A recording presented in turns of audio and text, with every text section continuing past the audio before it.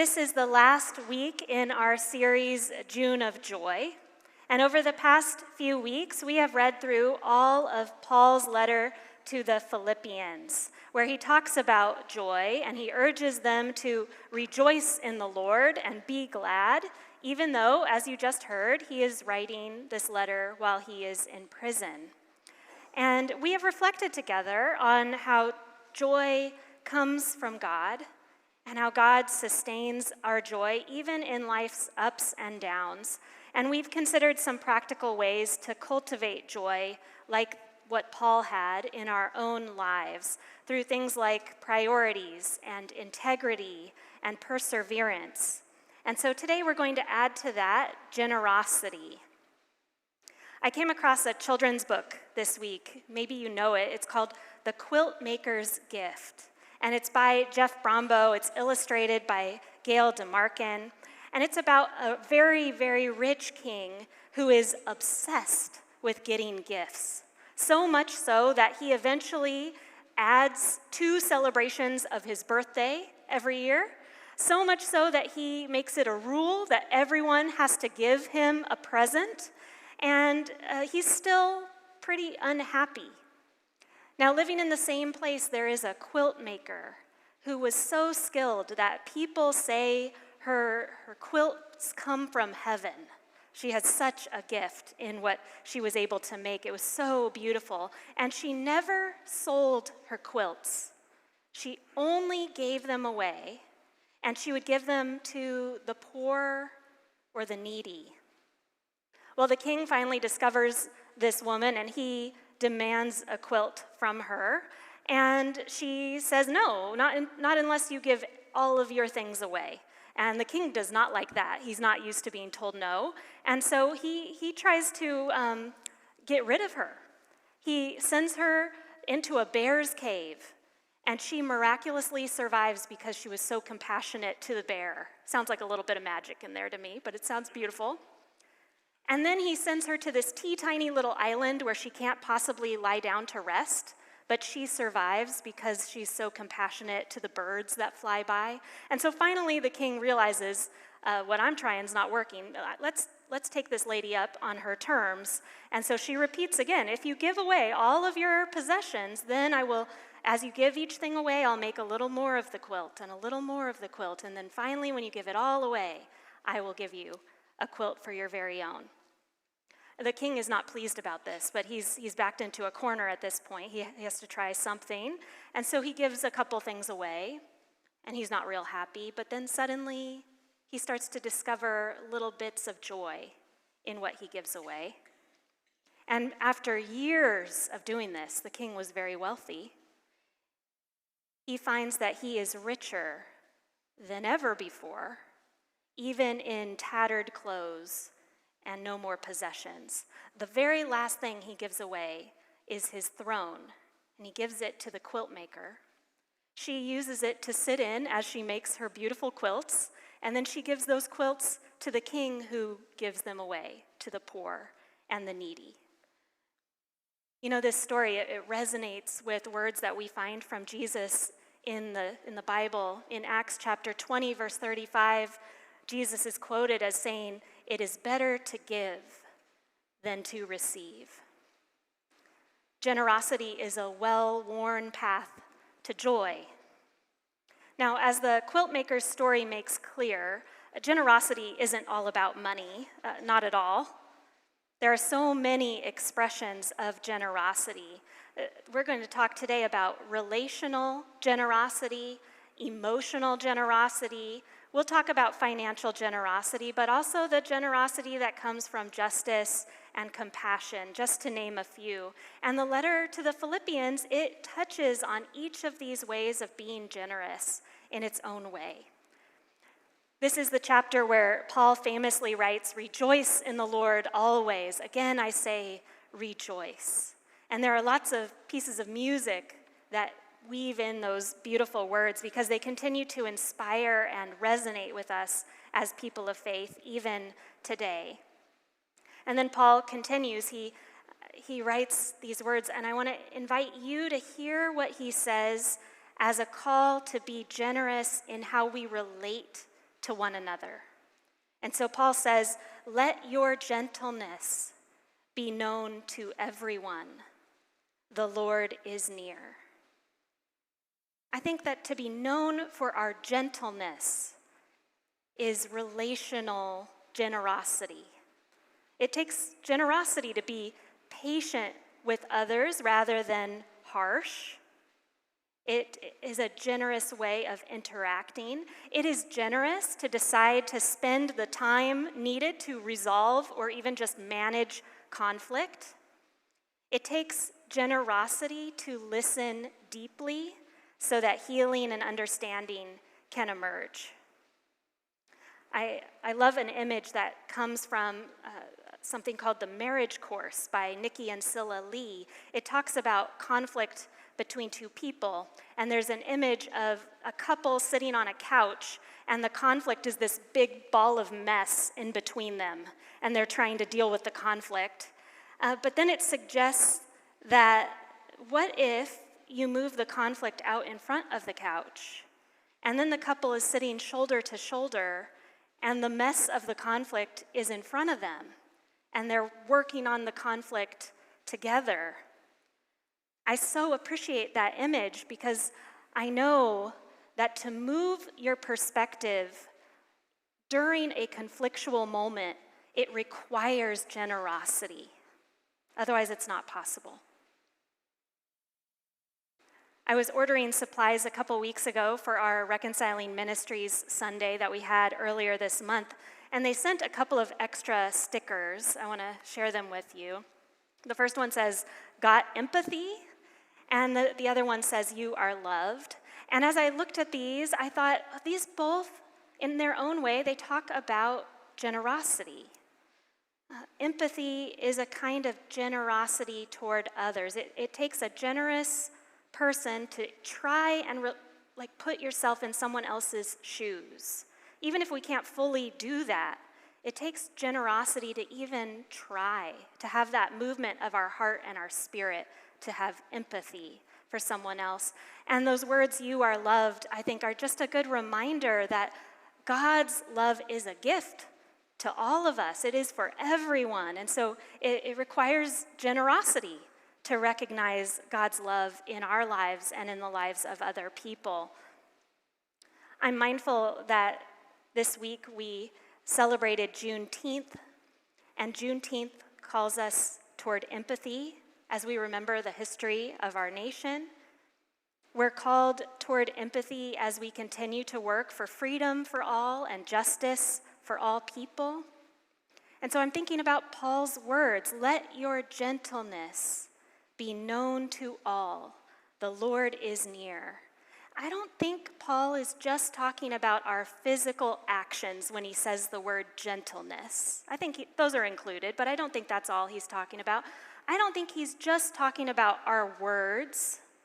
I think there's more to it. I think gentleness also includes how we relate to each other in community, how we have empathy for each other as people. It weaves all of that together.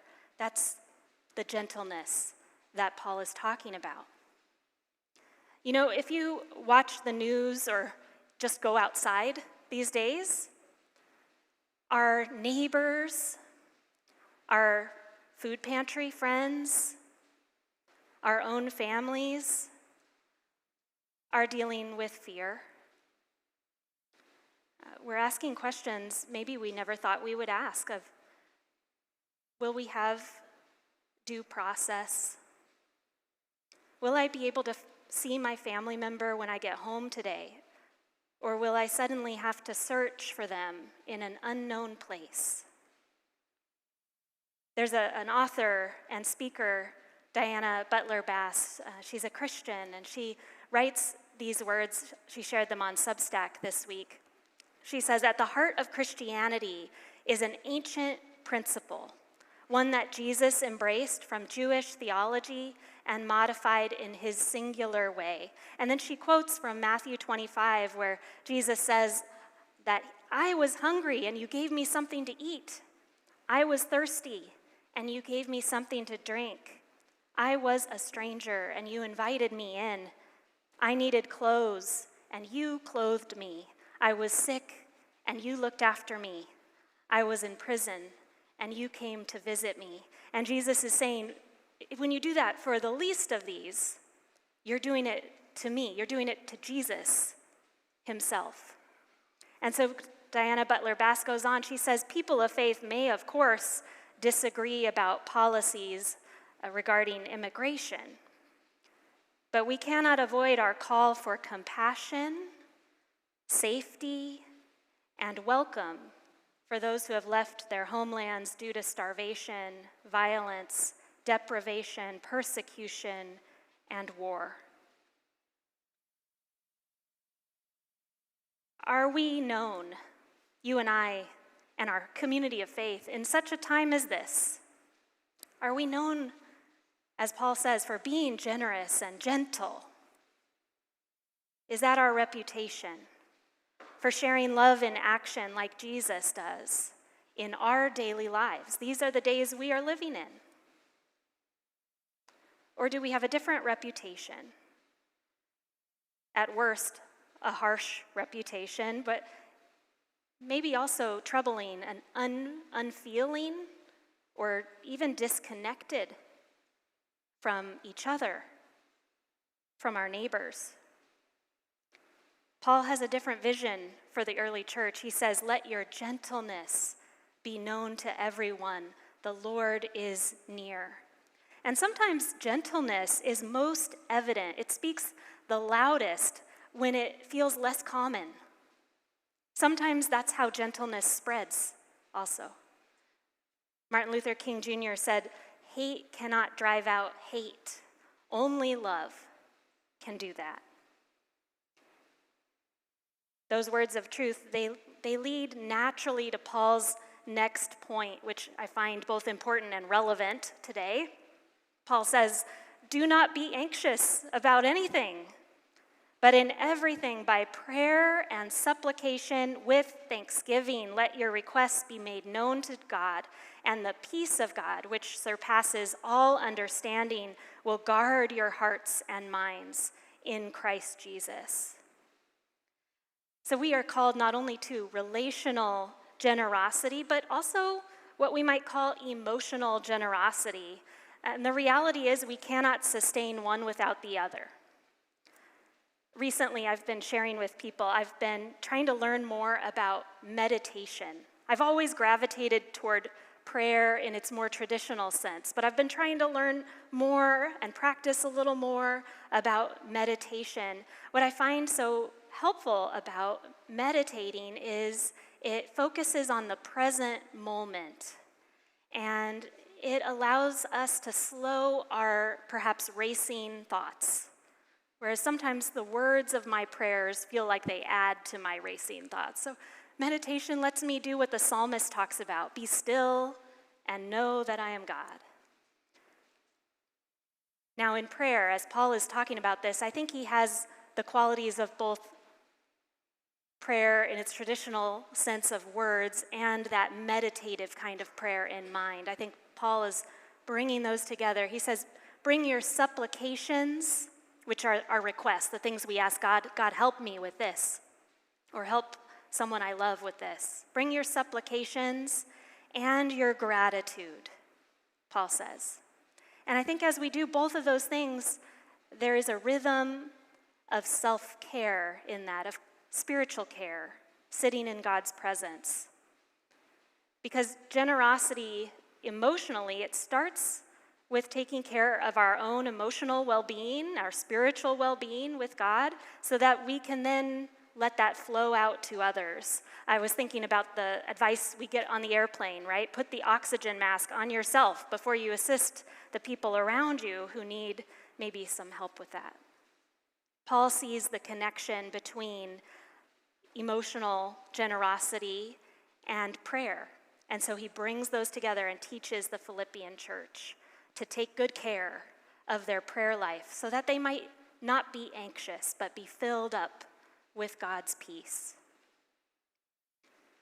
So Paul talks about relational generosity, emotional generosity. And as his letter is coming to a close, he has to thank the Philippians for their financial generosity, but also the ways that they showed him compassion and a generous way of seeking and sharing justice with him. Because you might remember that the Philippians heard that Paul is in prison, and he's in prison because of what he's sharing about the gospel. And so they send a member of their church to go and take care of Paul. And he comes with supplies, probably food and clothing and other necessities. And so that is a gift of money. It was a gift of time by the man who came to Paul. His name was Epaphroditus. His time was a gift, and those physical resources that he brought. And so the apostle writes in chapter 4, "I rejoice in the Lord greatly that now at last you have revived your concern for me. Indeed, you were concerned for me, but had no opportunity to show it." And a little later on, he talks about how Paul's experience of faith is this: I can do all things through Christ who strengthens me. And it's after that he shares his gratitude for their generous hearts, their compassion toward him, their financial support, even when he is unjustly imprisoned for sharing about Jesus and his love. And so he says, in any case, it was kind of you to share in my distress. Maybe you have experienced the blessing of someone else's generosity toward you. It doesn't just have to be financial. It might have included that. But what about the generosity of their compassion or their patience? Maybe even their forgiveness. Maybe you also know something about the joy of giving. Generosity and joy, they so often are connected. I heard stories from our congregation this week about people who have anonymously paid for the person behind them in the grocery checkout line or in the drive-thru. People who have seen someone who was struggling to find enough food, perhaps living outside, and going to the nearest restaurant in order to buy them a warm meal. And those stories, they're always shared with joy. And it's the kind of joy that comes from generosity, not just materially, but spiritually.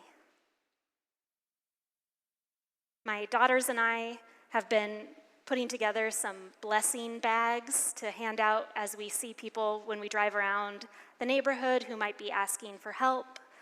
Little bags that are full of some toiletries and some snacks. And it changes the dynamic, especially with my children in the car, so that when I'm at a stoplight and someone is asking for help, we can actually show compassion rather than that awkwardness of trying to avoid eye contact. You know what I mean, right? And I hear that Anaheim United Methodist Church, you used to put bags like this together in the past, and maybe we could do that again. I heard a story from our friend Michelle in Bible study this week, and she talked about a time when she was working in the field of education, and she received a $50 bill, and immediately her thought was to give that $50 bill to an immigrant family that she knew. And when she went to go give this gift, something that we might think is a relatively small gift, the family received it like it was everything. She remembers the quiet surprise and obvious joy of that moment and how they tried to usher her in to come have tea with them. Their gratitude and the joy were palpable. And even when Michelle tells that story, decades later, the joy is obvious. The joy shows up in the room. Paul was really onto something. He knew and shared with the Philippians that joy is a gift from God, that it is God's generous love that brings joy into our lives. And so when we are looking for joy, or when life is clouded and difficult, Paul suggests that there are several ways to allow the joy of the Lord to take center stage again. Priorities, integrity, perseverance, and generosity. So as you ponder joy and generosity today, are you more like the quilt maker in the story we talked about earlier? Or are you maybe more like the king? You know, we only grow in generosity when we give something away. For the quilt maker, it was her quilts, it was her compassion toward the poor. For the king, it was giving away the riches that he possessed, one item at a time, and slowly discovering that something that at first sounded horrible and even impossible was actually a gift and a joy for him. Paul, in his day, he discovered joy by sharing the gospel, even when it meant he could not avoid being in prison. Where do joy and generosity meet in your life in this season? Joy is not the same thing as happiness. We cannot control every circumstance of our lives. And we know that sometimes are good and other times are a struggle. But the joy of the Lord is a spiritual gift. It's rooted in God's never-ending, never-failing, never too far away presence and love. And that is why we can say with Paul, "Rejoice in the Lord always." Again we say, rejoice. May it be so. Amen.